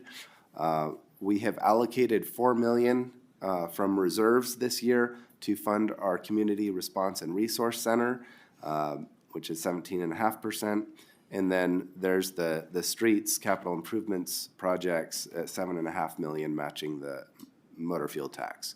So we are anticipating to spend down some of our reserves in order to complete this Community Response Resource Center project. The other thing I want to notice is, even though the city of Fernley does not receive any consolidated taxes, no supplemental local government tax, no local government tax, no sales, we're also not providing police emergency response services. Those are provided by the Lyon County Sheriff's Office and the North Lyon County Fire Protection District. They are great partners. We work closely with them on all things from building inspections to emergencies, flooding, disasters and crime, and we have a great relationship with them. Our city staff is among one of the leanest in the state. We have 3.5 employees per 1,000 population, a total of 88 employees authorized in the current year budget. And with these employees, we provide water, wastewater, streets, parks, facilities, development services through planning, engineering, and building, animal services, and the normal administration through finance, clerk, legal, and management. We have a strong economic base. We have some wonderful partners in the community that have invested in Fernley over the years. Fernley was open for business a long time ago. We got the first Amazon distribution center years ago, and they've come and gone since, and we continue to grow. We're very excited about some upcoming announcements at our Victory Logistics Park. This is being developed by Mark IV Capital, and they have a big ribbon cutting for phase 2 of their development this Friday. They've invited Governor Lombardo and Congressman Amedee and many other dignitaries to come and be part of their big announcement, so stay tuned. NDAs being what they are, we're still not at liberty to say. But we also saw Bear Paw open a 500,000 square foot facility for manufacturing last summer, and everything is going very well. As you know, when you create jobs, you attract employees, and employees need a place to stay. Fernley has over 3,400 housing units approved for development right now. Currently under construction, over 700 units, including apartments and single-family homes of all sizes, where some of our latent approved residential dwelling units have gotten new life, and we're seeing a townhome and duplex development kind of pick up some interest again, and things are going in the right direction. However, we'll be adding a lot more to this slide in the coming years if things go the way we anticipate. So when you get new residents, you attract more commercial services. And we saw 276 new business open last year. That was a 17.5% increase over our prior year. And I've listed some of those businesses. It's kind of funny when it comes to car washes, people complain, oh no, not another car wash. But hey, they're successful, they're doing well. We live in a climate with a lot of dust, so people want to keep their vehicles clean and show pride in their community. And we continue to see more growth and more permits come in. Whoops. Excuse me while I jump back in. So coming in 2025, we have Tractor Supply. They're under construction, Panda Express. The Meadows at Inglewood is a commercial subdivision, and they're building more units for tenant fit-out, and Vaquero Storage, to name a few. Just recently, the City Council approved an expansion to our comprehensive plan by adding the North Fernley Area Plan. That's adding 6,000 acres north of Interstate 80 for development. This is very exciting. It'll add room for everything from industrial to commercial to residential and government services, open space, parkland, and we're in the very final stages of completing our Southwest Area Plan, which is south of the Truckee Irrigation Canal and west of 95A, which will add another 11,000 acres for development. Very exciting times, probably the biggest reason that brought me and attracted me to Fernley, because there's just so much going on. I've been a city manager for 18 years in 6 other cities and 5 other states, and nothing is growing like Fernley. Very exciting. This year, we're also on track to complete our Community Response and Resource Center. This was funded in part with ARPA funds. It's a $22 million facility for phase 1 that includes an operations center, a commercial kitchen, and meeting space. This is planned to be administered and run in partnership with the Truckee Meadows Boys and Girls Club, where they will be providing services to our youth during the times we do not need it for an emergency shelter or operation. However, we do have phases 2 and 3 for expanding to the full build-out of this facility. Phase 2 will be an early childhood learning center, which is desperately needed in this community. We have a wait list of over 1,000 children waiting to get into childcare services for working families, and this phase 2 would provide about 80 new slots. So still far short of what we need, but it is in the plans. And additionally, phase 3 to build a gymnasium and sheltering center. This is part of the City of Fernley's request for your support in favor of SB 70 to fund the completion of this facility for phases 2 and 3 to meet the growth, services, and emergency response capacity for the community. We have more community investments coming this year. Lyon County is investing $8 million into the expansion of the County Justice Court, which is right next to City Hall.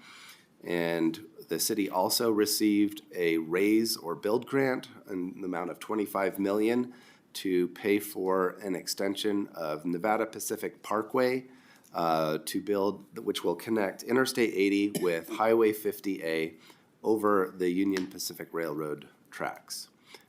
This is an essential connector that's going to help relieve the congestion we're experiencing in our most busy traffic area just to the west at the roundabout.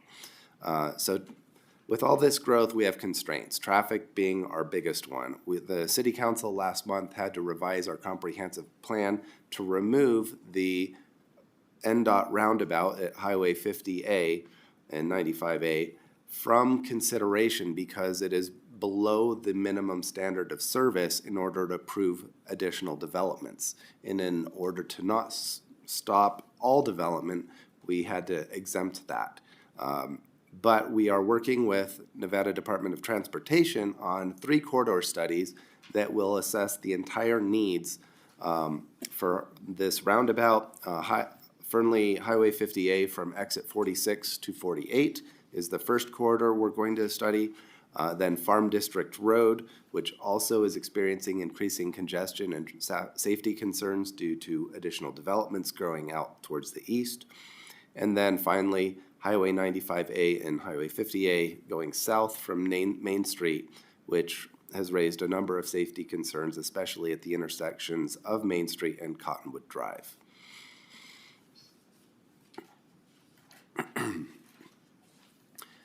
Constraints on our growth are also pertain to federal lands.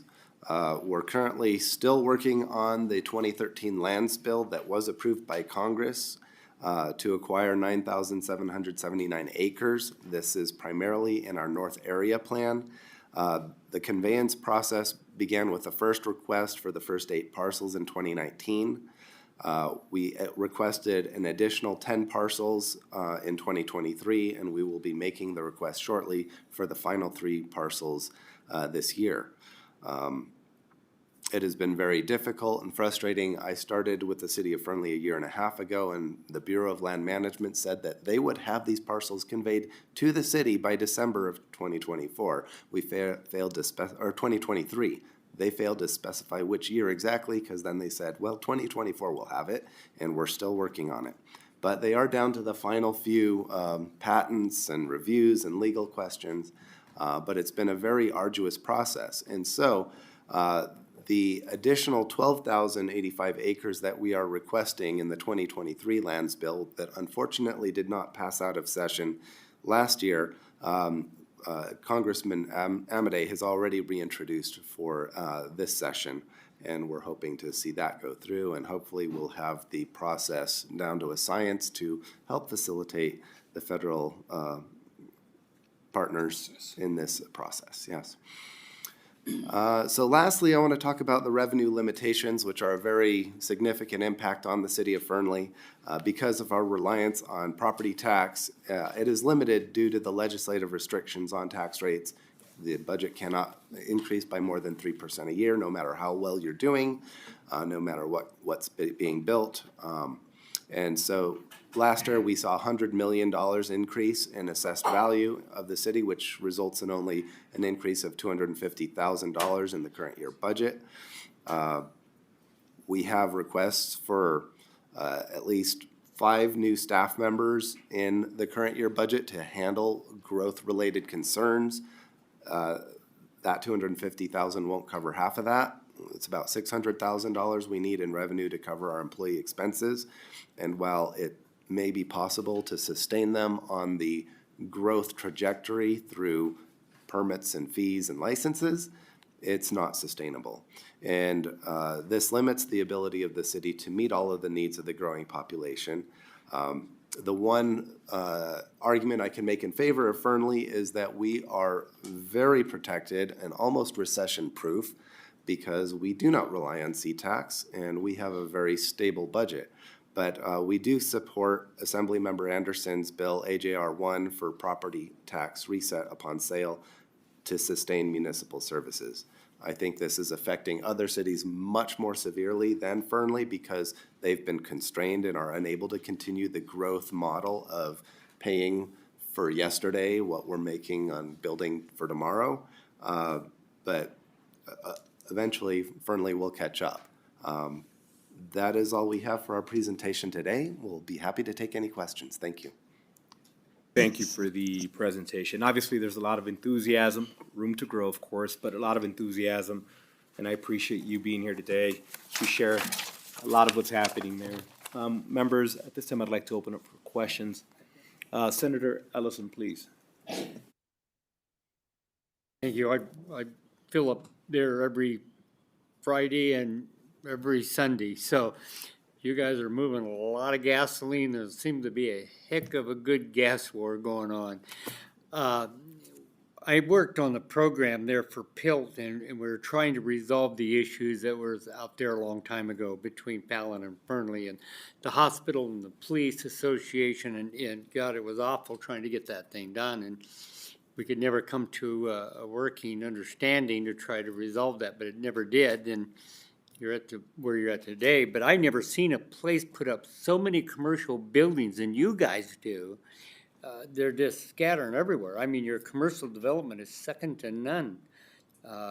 You get down there by the paint factory and go down, and as if anybody hasn't been there for a while, it's amazing the commercial structures that are going up out there. It's just, I think that's more than anywhere right now. So I really enjoy that. I always had a big worry about the flood downstream, and mostly when Carson or Sparks flood, seems to be that's when you start noticing the high waters down in your area. That's I don't know what they can do to handle that.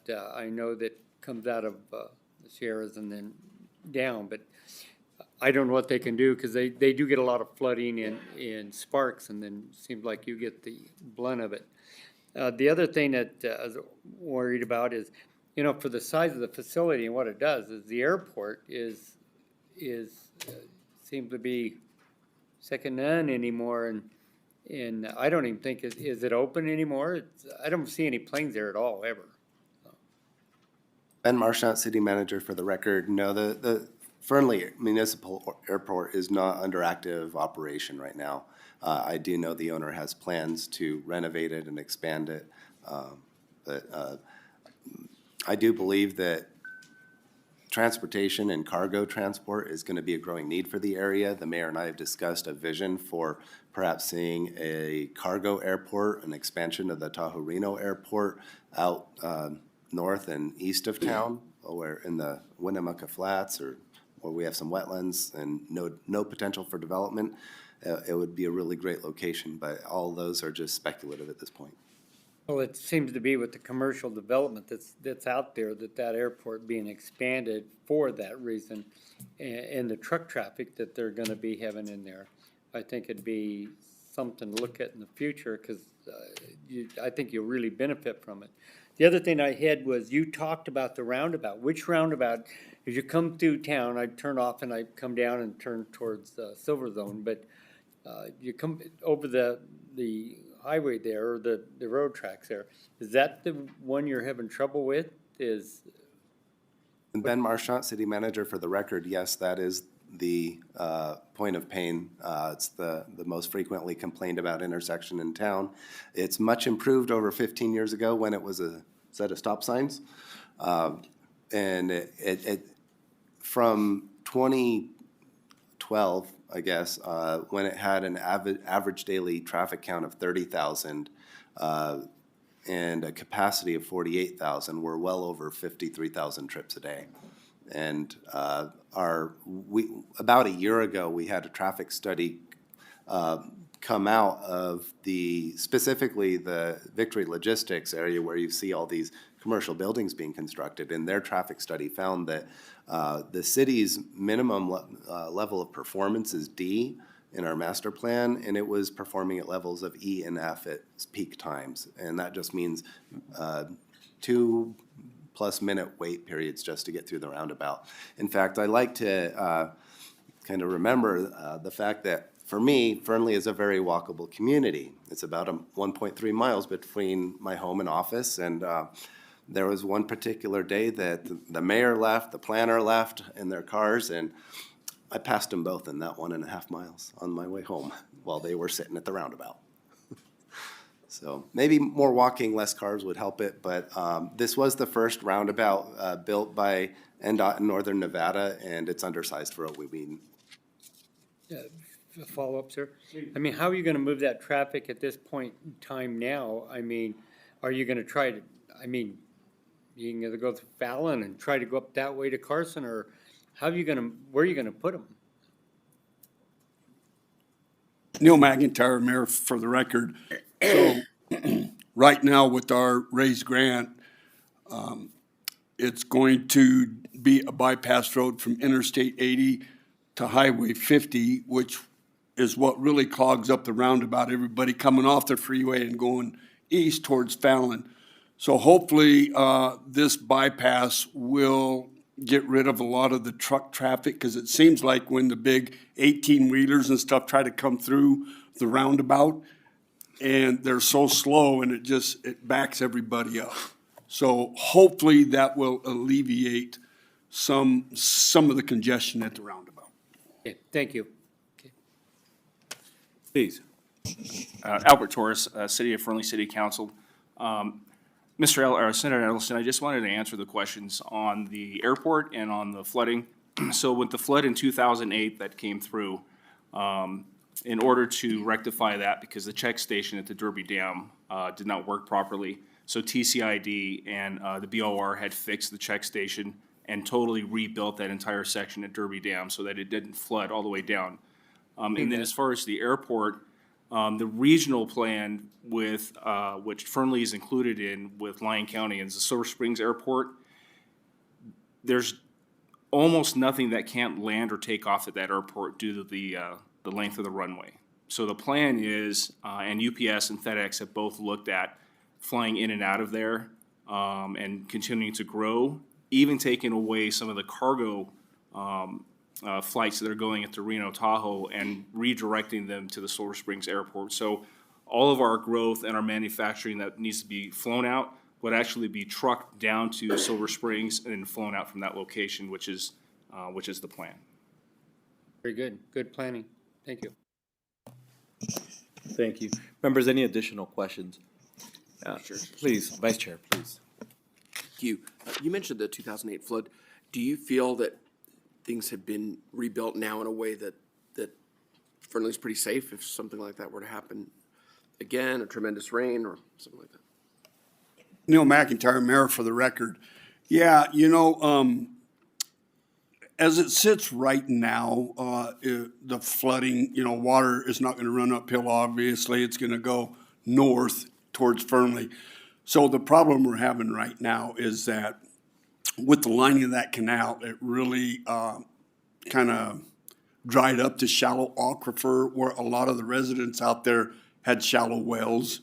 So it kind of really hurt them a little bit. But so what needs to happen is now as you move out further east into the farm district where there is no canal lining, we're working with BOR to see what can be done to mitigate the the problem without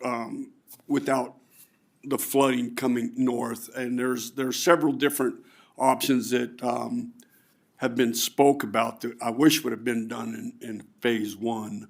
And so that would be just putting a retaining wall on the north side all the way down the canal, which would have really helped the city of Fernley and our aquifer. I hope that answered your question. Yes, thank you, Mayor. Thank you, Chair. Members, any additional questions? And I'll just go into, and I know we didn't have an opportunity to chat ahead of time, but was curious to know if you've had an opportunity to look at your language access plan, if we've started to implement any of that. I know some folk have been working with other jurisdictions, other folk have been working directly with the Office of New Americans. I've just wanted to know if you've had an opportunity to do any of that and where we stand now. Please. Ben Marchant, City Manager for the record. We don't have a formal language access plan for all languages. We do have many staff members that are multilingual, and we have a very diverse staff, but that has worked very well for us so far. And if you don't mind, like when it comes to licensing, applying for certain permits, do you offer the opportunity to have those in different languages? Or is it mostly in English, but then you just have a dedicated staff member who could then help that individual who speaks Spanish or whatever language that may be? Yes, at this point, all meetings are conducted in English, but if someone needs translation services, we have many bilingual staff members, including myself. Sure, and is that how you would handle, say, like a small business who wants to possibly bid on a project or engage in some construction project, or maybe get a license for a business? Then you would just direct them to somebody who speaks a different language, and hopefully you can get it done that way? Yes, Ben Marchant, City Manager for the record. That is how we handle our requests, as on a case-by-case basis. If I may, Neil McIntyre, Mayor for the record. So our city engineer is bilingual. Our senior project manager is bilingual. So like City Manager Marchant said, we do have a lot of different bilingual staff on board. And anecdotally, a friend of mine who works for a big construction company has told me that they really enjoyed being out there for some project, I think 2 years ago, something like that. And again, they thought it was very easy to kind of walk through the process and work with the city. So I'll share that anecdotally. Members, any additional questions? Once again, I appreciate you reaching out to us and presenting and updating us on what's happening in the city of Fernley. Any closing remarks, please? Yeah, Neil McIntyre, Mayor for the record. So I just wanted to invite each and every one of you out to the city of Fernley and see the growth. It's amazing. When I was a kid, there was 600 people in Fernley, and now we're over 25,000. But just to see the growth, and I don't know if you know it or not, but Fernley encompasses 168 square miles. So it's bigger than North Las Vegas, actually, what the city of Fernley encompasses. So I invite you out to the city of Fernley, and hopefully come Friday, we're going to have some really good news and some really top-name companies coming to the city of Fernley, and we're very Ben Marchant, City Manager for the record. Then Mayor would be absolutely tickled if you would come to Fernley this Thursday at 6 p.m. for his State of the City address. Thank you. Amazing, and I will let the city of North Las Vegas know that you directly called them out on the record. Neil McIntyre for the record. So I was watching their presentation, and I think they were something like 148 square miles. And I said, oh, we're bigger than they are, land-wise. Thank you again for being here, and I will, just so you know, I'm going to speak briefly with Director Jones from the Office of New Americans. I know she's worked directly with some of the local jurisdictions, and rather than reinventing the wheel on some stuff, she's just saying, look, here's what these two other cities are doing and sharing that resource. It may be helpful, might not be, but I'll make sure she does reach out. Again, thank you for the presentation. With that, we'll go ahead and close it out. And at this time, I'd like to invite those wishing to join us for public comment. As always, public comment is reserved for topics that fall within the purview of this committee. Anybody wishing to join us for public comment, Carson City or Las Vegas? Seeing none, BPS, do we have anybody wishing to join us over the phone? Chair, the public line is open and working, but there are no callers at this time. Thank you for that. Thank you, members. We will see everybody back in this room Wednesday at 3:30. This meeting's adjourned.